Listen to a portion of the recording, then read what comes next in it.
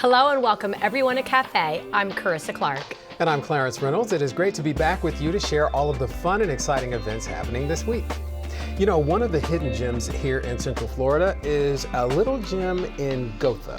Gotha is sort of wedged between Orlando and Windermere, and it's a wonderful community that houses Nearling Gardens. Nearling Gardens is a wonderful way for you to see almost old Florida with indigenous plants and things like that, and we're going to give you a little bit of a preview. Take a look.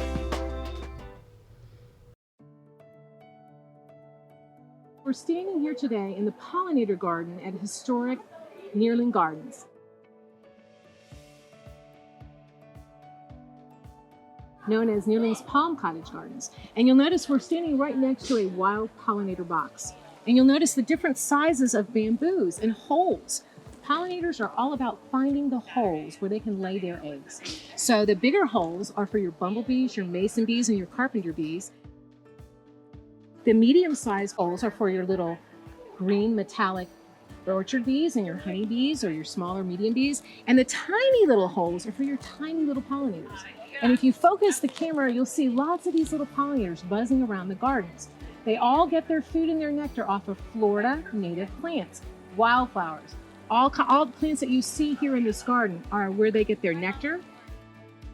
The wild pollinators are 6 times more efficient at pollination than the honeybees because they're not feeding a queen, they're not making honey, they're not collecting for the hive.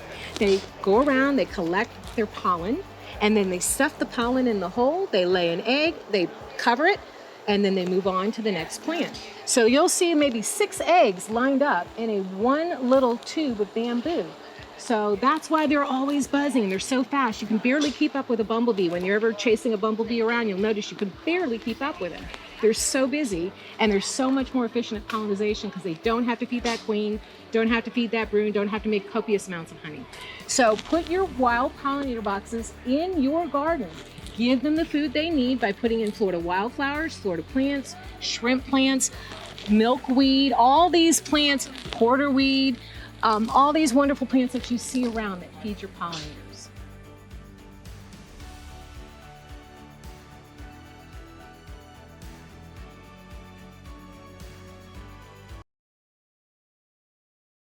Told you it was beautiful. Yes. Yeah. I was going to say, isn't that lovely? Yeah. It is really lovely it is just place. rich. It is like quintessential Florida. Yes. It's like breathtaking and just, I love that sort of feeling. What it probably looked like before we got here. I know. For humans, I mean the people. I know, and isn't that important? I love that. I really, really do. So we encourage you to go take a look. Enjoy some holiday magic at the Festival of Trees at the Orlando Museum of Art running through November 23rd. This spectacular display transforms the museum into a holiday wonderland with dozens of uniquely decorated trees, each telling its own story through ornaments, lights, and creative themes. The festival includes special programming, workshops, and family-friendly activities throughout its run. It's a perfect outing to get into the holiday spirit. For tickets and event schedules, visit omart.org. Parents and toddlers can enjoy some creative time together at Little Creatives and Me on November 19th at the Art and History Museum's Maitland. This interactive program is designed for children ages 2 to 5 and their caregivers, and it features age-appropriate art activities, storytelling, and hands-on exploration of artistic techniques. It's a wonderful way to introduce young children to the world of art while spending quality time together. For registration and session times, visit artandhistory.org. Downtown Orlando comes alive on November 20th for Third Thursday Orlando, a monthly celebration of art, making, and history. This community event features gallery openings, artist demonstrations, historical presentations, and interactive activities throughout the Downtown Arts District. Visitors can explore multiple venues, meet local artists, and discover the rich cultural heritage of Orlando. The event is free and family-friendly. For a map of participating venues, visit downtownartsdistrict.com. Winter Garden celebrates the season with oranges and ornaments. Winter Garden Heritage Foundation's Festival of Trees on November 21st and 22nd. This community event combines the citrus heritage of Winter Garden with holiday traditions, featuring decorated trees, local vendors, live entertainment, and family activities. The festival celebrates both the agricultural history of the area and also the joy of the holiday season. For event details and location, visit WGHF.org.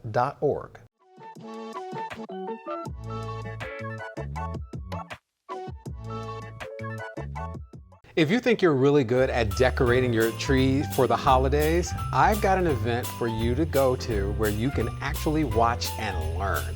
It is the Festival of Trees, and Donna Neck is the president of Council 101, and she joins us because they are actually the sponsors of the Festival of Trees. Donna, thank you for being with us. Thank you so much. This is my favorite event of the year, so any chance to talk about it, I'm always a happy girl. And I love people who say, oh, I know how to decorate a tree. When they see these trees, they're like, oh, wow. It's next level. It's next level for sure. Yeah. But before we start talking about that, let's talk about the Council of 101. Tell me about the organization. Let's do. So the Council of 101 was started in 1965. So do you know what that means? It's 60 years old. It's our 60th anniversary. Yes, it's our birthday. So we're very excited about that. So this year, not only are we celebrating the festival, we're also having a little bit of a throwback, some nostalgia things that kind of go back to our founders. And it was an amazing group of women that came together solely for the purpose to raise money for the museum. Back then it was called the Lock Haven Center, and we've grown with the museum as it's grown. And now we have 300 approximate members, and we have been hosting this festival for 39 years. And we're very excited about that. What is the significance of 101? Just out of curiosity. Okay, it's, I'll try to make it short. So in 1965, when we were being created, they were trying to think of a name, and the governor actually already had a group called the 100. So we decided we would need to be 101. And back then, it was limited to 101 members, but as we've grown, we had to grow with the time. So that's fantastic. So yeah, but that is kind of a funny little thing that we had to be 101 because there was already a 100. Absolutely. Well, happy 60th anniversary. Thank you. And that kind of leads back to my theme for this year, a season celebration, because we do have a lot to celebrate, and that is one of the things that we're celebrating this year. So let's talk about the Festival of Trees. Let's do it. Because it really is.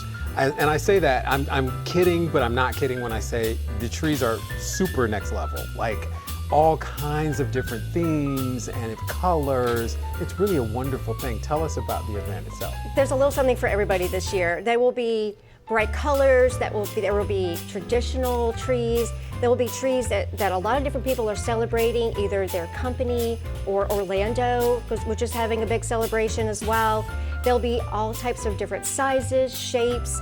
It really is an amazing feast for the senses. And we have this year, each year we have different decor as well.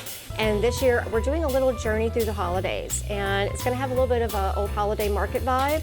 If everybody's ever traveled to Germany or Europe, where they have those wonderful markets where you could, back in the day, you would go and you would buy these amazing, they still do them, I think, but I would love to go sometime. Yeah. But they still have all these amazing decorations and holiday things that you can purchase for your home for the holidays. And we're kind of trying to bring a little bit of that vibe here to You'll Orlando. need to take a river cruise to get to all the markets. Thank you, yes, in Europe please. To do it. Can you let my But husband you can also go to Michigan, because Frankenmuth, Michigan does a year-round holiday. No way. Yeah, they're year-round.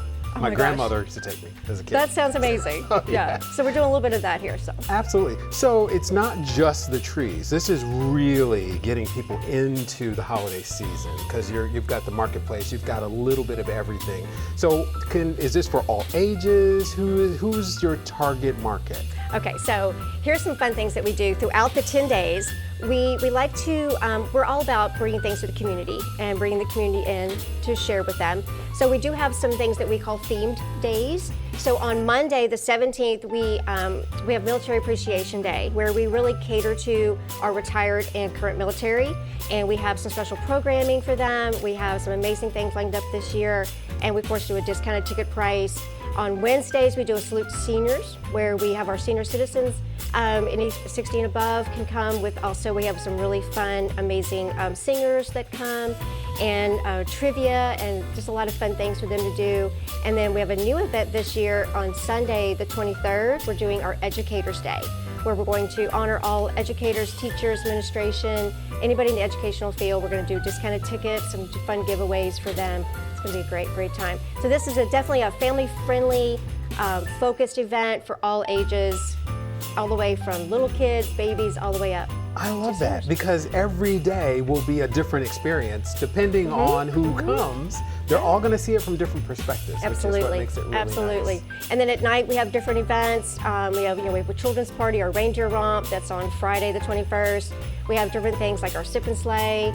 We do a holiday home tour. What's a sip and sleigh? I love that It's a name. cocktail party. I know, right? Thank you. It's a cocktail party. That's just our to close out the festival. Just a fun way to come together. Again, to celebrate with some fun music, to go through one last chance to walk through the trees and see all the different. We have a gingerbread village with. We're going to have approximately 20 gingerbread houses that are going to be crafted and curated by different local artists in town, some caterers from restaurants, hotels, and I'm really always look forward to seeing those. The kids love it. Okay, so just a little bit of logistics. Yeah. Who decorates the trees? Is it different organizations, companies? Yes, people? every tree is done by a different designer. We have people that come in, they may be a floral designer that does this for a living. It might be someone like in our membership who does it for fun. It might be someone that's never done it before, but just thought it would be fun to try and to showcase their company, whatever they're sponsoring. We have a lot of amazing, we have some nonprofits that are also bringing their talent to the festival, so we're excited about that too. If you love trees, the holidays, and getting into it, go to the Festival of Trees because these holiday trees are, as I said, next level, and it is presented by the Council of 101. Thank you so much for being with us today. Ballet lovers of all ages will be enchanted by A Christmas Nutcracker Tale at the Dr. Phillips Center on November 21st and 22nd. This beloved holiday classic tells the magical story of Clara and her Nutcracker prince through beautiful dance, stunning costumes, and Tchaikovsky's iconic score. The production features local dancers and brings the timeless tale to the life with spectacular staging and choreography. For tickets and performance times, visit drphillipscenter.org. Art enthusiasts should head to the 48th Annual Longwood Arts and Crafts Festival on November 22nd and 23rd. This well-established festival features over 200 jury artists and crafters displaying their original works from paintings and sculptures to handmade jewelry and pottery. The event also includes live entertainment, food vendors, and children's activities, making it a perfect weekend outing for the entire family. And admission is free. For vendor information and directions, visit longwoodfestival.com. Pottery enthusiasts and holiday shoppers will find unique treasures at the Orlando Pottery Festival Holiday Market on November 22nd and 23rd. This special holiday edition of the popular Pottery Festival features local and regional ceramic artists showcasing their handcrafted works, including functional pottery, decorative pieces, and unique holiday gifts. Visitors can watch pottery demonstrations, meet the artists, and find one-of-a-kind pieces for their homes and as for gifts. For location and artist information, visit the OrlandoPotteryFestival.org. Isn't that fun? I love art. Yeah, lots of art and more music, of course. Well, more music and personal gifts. And not only personal gifts, personal time spent with loved ones. It's a really great time to take maybe your kids and your grandkids to the theater or to see artists creating art. That's really hard to do. Oh, yeah. All of it really takes a lot of dedication and commitment. Right, and with this week of Thanksgiving, if you've got some time off, these are some wonderful events for you to share with friends and family and really have some fun out there with the weather being nice enough for us to get out. Right, and it's also great too. I have young kids, but when they get older, they're ready to do exciting things like this. So I'm very excited. Oh, yeah. Definitely. Well, that wraps up this week of events. And if you have one that you'd like to share with us for next month, send us an email at cafe@ocfl.net. I'm Clarence Reynolds. And I'm Carissa Clark. Remember to join us next week to see what's new and exciting in your community.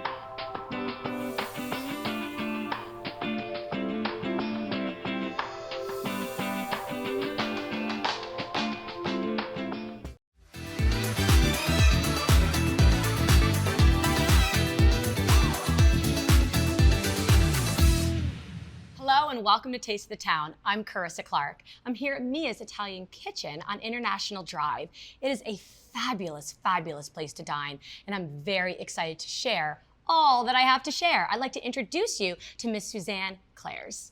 Hi, thank you for having me. Thank you so much. You are so welcome. I love coming here. It is so beautiful and the food is so delicious.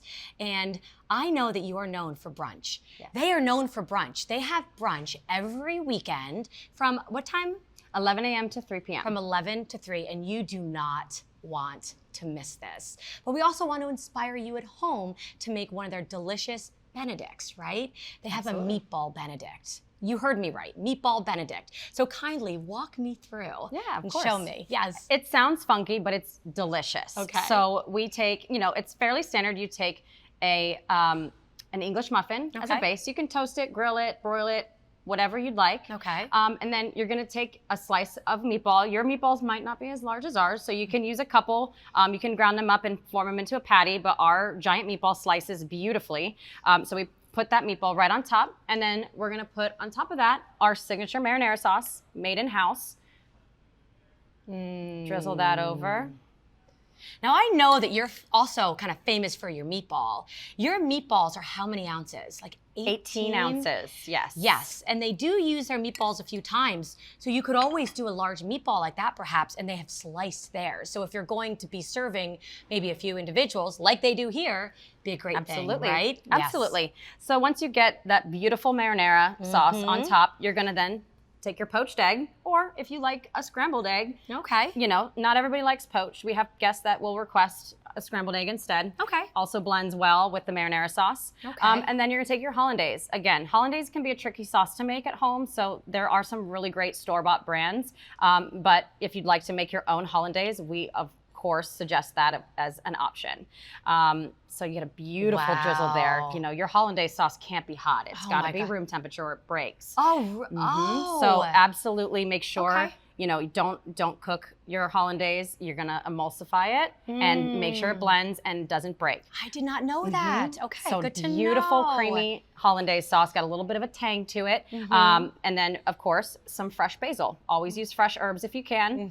Makes it very, very nice. Gives it a nice little pop And that's of flavor. also one very important bit of information is that Mia's Italian Kitchen is a kitchen. Everything is scratch. Everything is fresh. So everything here is made fresh every day. It's really amazing to see the production of it.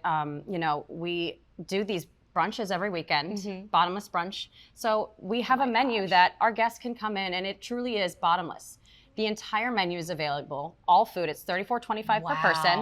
Wow. So you can eat however many awesome. meatballs that you want. Oh my Our goodness. giant meatballs on the menu. Our meatball Benedict is on the menu. So, Okay. but we also have other really great brunch options. Yes. We've got a beautifully delicious banana French toast that I have to stop myself from eating every weekend. Wow. We've got apple ricotta donuts, which are also to die for. Wow. We've also got an avocado toast. We have a breakfast bruschetta, which is kind of like you think of a bruschetta with tomatoes. Yes. We use like a lemon mascarpone and some fresh berries.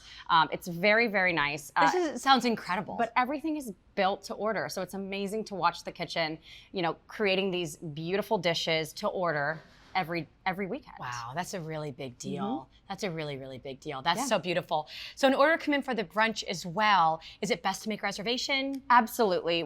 It is such a great value. $34.25 per person is a steal. Yes. Absolutely. Yes. So we do get booked up. We also offer, if you'd like to do bottomless mimosas, sparklers, and Bloody Marys, you can add that on for $24 per person. Wow. So Okay. the value is there. So Yes. we certainly recommend, especially, a lot of people come with larger groups. Mm-hmm. So we recommend that you really make a reservation. That way we can make sure we have a nice table for you and you don't have to course, wait. of Because course. sometimes, again, it's bottomless. So we don't Yes. push you out. We don't have an hour and a half time limit for our food. You can come in and sit with your family, and however much you can manja, they're gonna let you do it. It's great. Oh my gosh, that sounds really, really wonderful. And if anybody were to ever have a larger group, is it like 15 or more, say for brunch? Because I have not been to brunch, but I absolutely want to go. This makes me want to go. I hear it is sensational. I hear it is so much fun. I think the combination between the entire vibe of this restaurant, it's so beautiful. The food is so fresh. And then to be able to come here with people that you love, celebrations with families and friends, that's what it's all about. And I know that you're family oriented, and I know that you're friends oriented, because sometimes, we do make our friends our family. Correct. So if you do have a reservation of 15 or more, it's recommended sometimes to also just really communicate that to you. Absolutely. So Right. give us a call. We're going to have our catering sales director reach out and kind of give you some options. We do a lot of, bridal showers and christenings and all those little gatherings, not just birthdays, anniversaries, but certainly those milestones. People come here to celebrate, and we have different options as far as space. We have an outdoor patio that's beautiful. We have a back dining room. pulls off. We've Okay. got different areas that we have high-powered fans outside, so it keeps you nice and cool. That's a big deal. But we have different options to accommodate larger groups. So Okay. certainly give us a call, reach out to us, let us accommodate your group. Let's make it special for you. We love having large parties, and we love making memories with our guests, because I our love guests are that. our family as well. Oh, I love that. I think that is completely worthwhile and totally appropriate. And I am also very excited to have a bite of this.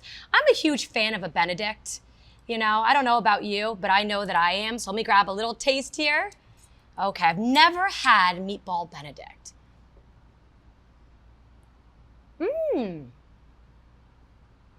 That is very good. That is very good. You wouldn't expect it. No, and it's wonderful. Thank you so much. Of course. I love it. I love it. Please go to the website for more information. I do invite you to come here to Mia's Italian Kitchen for your taste of the town. Until then, I'll see you around town.